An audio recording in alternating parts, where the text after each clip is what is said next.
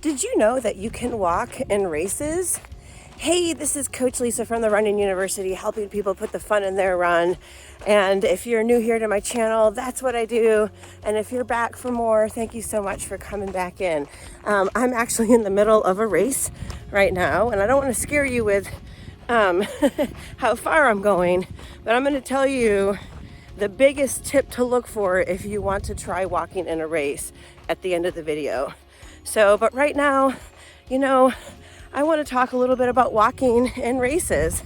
You could see I'm out on a trail. I'm doing a 52K right now, which is, 31, 32 miles.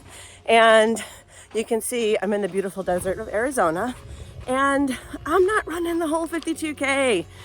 Honestly, the shortest distance at this race is 4 miles. And I probably wouldn't be running that whole thing either. So I will say, really, at any race, you can walk.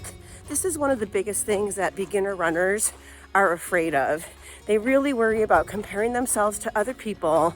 It's one of the hardest things I work with my athletes in the True Tribe, is getting through that.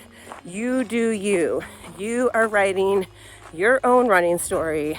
And part of my story includes quite a bit of walking, because guess what? I'm not out here to win the race. That's not the reason why I run. I run because I enjoy it. There's so many reasons. And walking is just always a good time for me, to shoot a video, but just my time to, I take a little break. If I'm going up a hill, I'm normally chi hiking up the hill real fast, and I'm just throwing the chi in there because if you've been following me for a while, I teach chi running and chi walking, and technique are huge for me when it comes to running and walking, because learning technique is going to almost guarantee, especially as we age, that you're not going to put all that impact on your joints, and you're going to learn how to move as efficiently as possible. And so right now I just decided to take a little break. I'm on a flat section, but I just got motivated to post this video.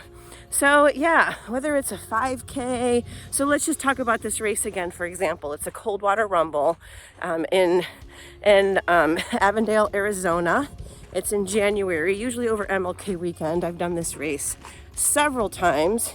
So they have a 4-miler, they have a 20K, a 20-miler, a 52-miler, and a 100-miler. And get this, the 52K, you have 32 hours to finish all of those distances, because that's how long this race is, 32 hours, because there's people doing 100 miles on this course. So I know this sounds like some crazy mileage if you're new to walking or running, but just bear with me, you get the idea. But even 5Ks, most 5Ks, they encourage it.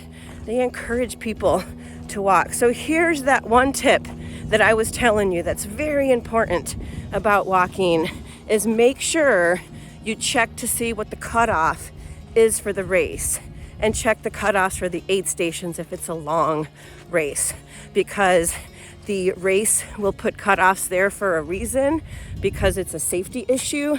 So that's on you to make sure.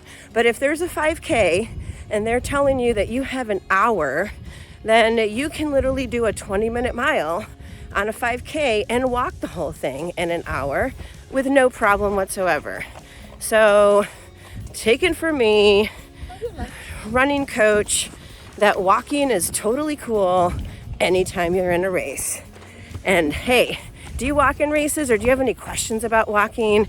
Go ahead and put some questions down in the comments, or let me know what else you want to hear from about it, whether it's walking or running, so I can keep these videos coming to you guys. And don't forget to subscribe too. All right, peace out.